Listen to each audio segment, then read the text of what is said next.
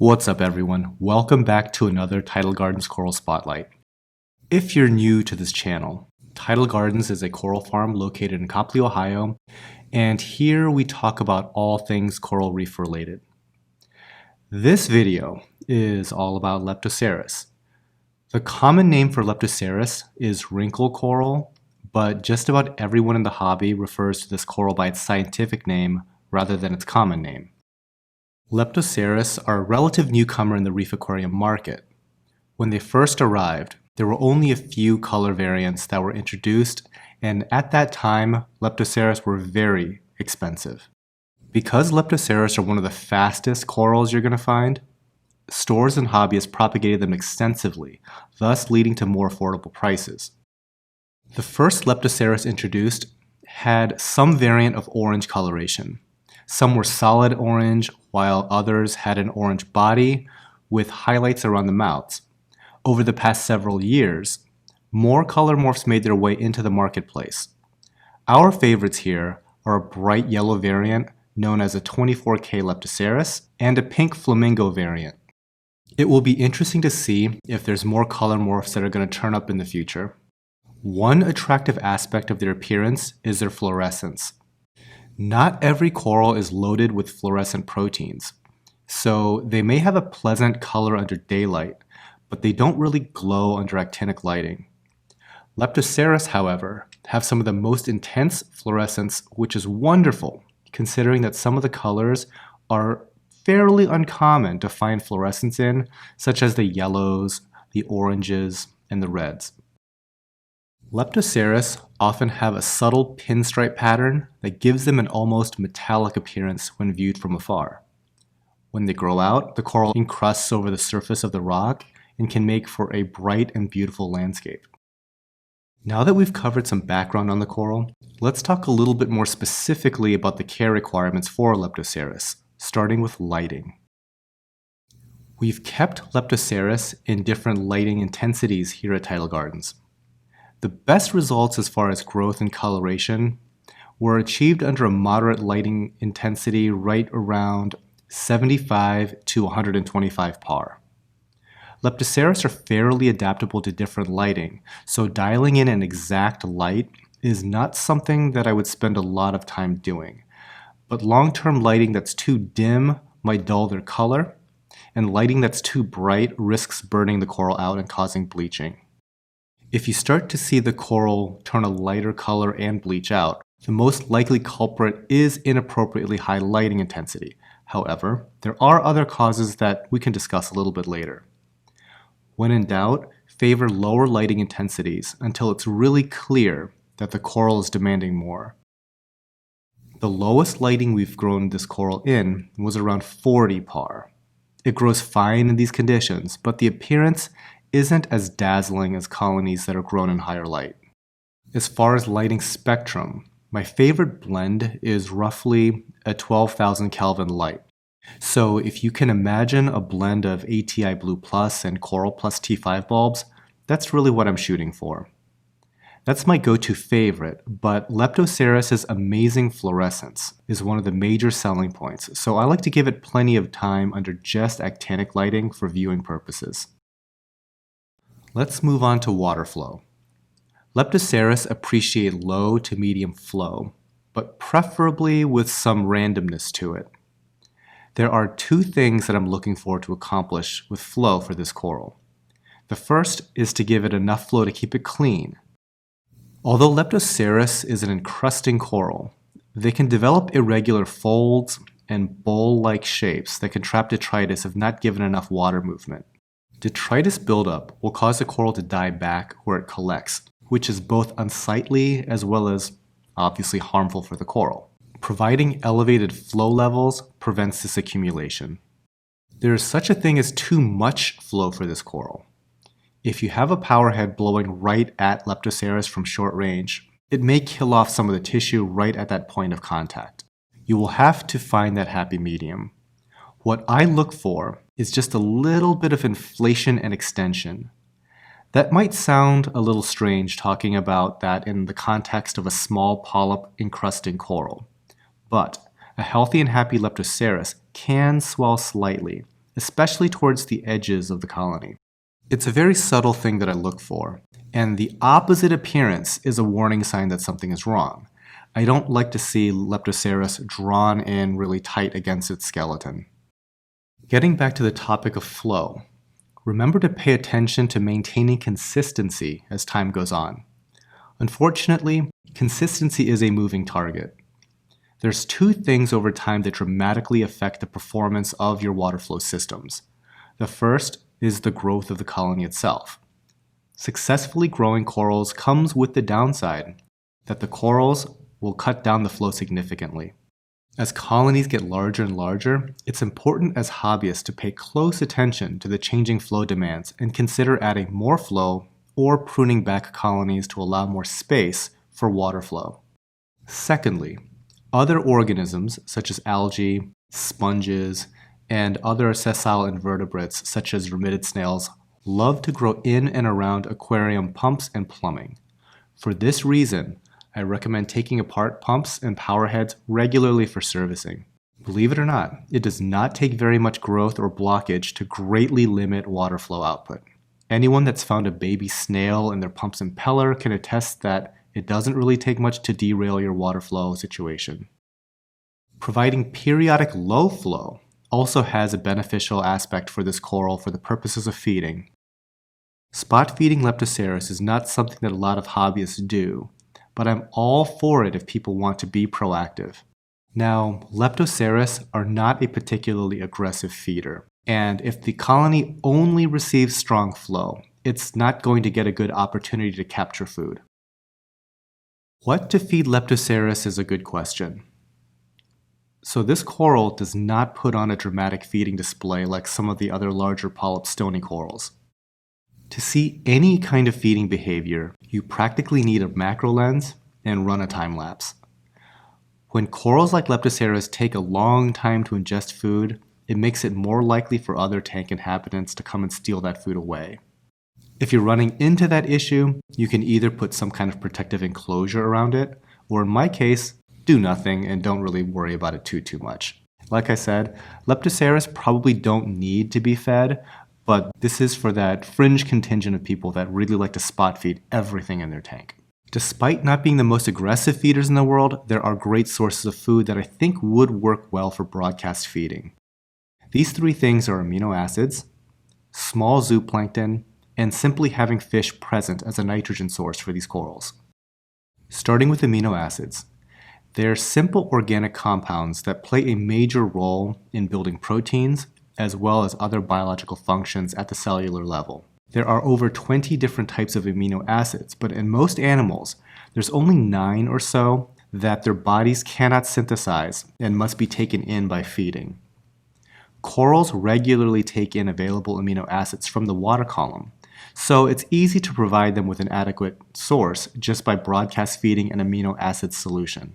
They are available from any number of commercially available reef supplement manufacturers. This may be the easiest way to feed Leptoseris because as long as amino acids are bioavailable in the water, the corals will soak them up. Next up, small zooplankton includes organisms such as rotifers and cyclops plankton. There are two kinds, frozen and powdered. The frozen variety makes an orange cloud when thawed and introduced into the tank. Sometimes rotifers are included in frozen blends or coral-specific frozen foods. There are also these powdered coral foods that contain some variety of zooplankton. The presence of rotifers in the water is immediately apparent to corals because many of them will open up and initiate their feeding behavior. Now, generally, what I notice is that there's more pronounced feeding behavior with the powdered supplement than when feeding with the frozen food alone. But I've also noticed that Leptoseris might take a little bit of training to get into it. A lot of times a brand new colony won't react to either one for a good long time. Last point on nutrition. Having fish in and around coral colonies tends to have a positive effect. Fish provide a steady dose of nitrogen and phosphorus, which in small quantities is helpful for their nutritional needs. Now, I have to preface all of this nutrition talk in that although coral nutrition is important, there is such a thing as too much of a good thing. Most of the nutrition Leptoseris needs will come from the lighting, and they will be absorbing other nutrients from the water. If you're going to experiment with broadcast feeding or target feeding, start slowly and don't expect explosive changes overnight.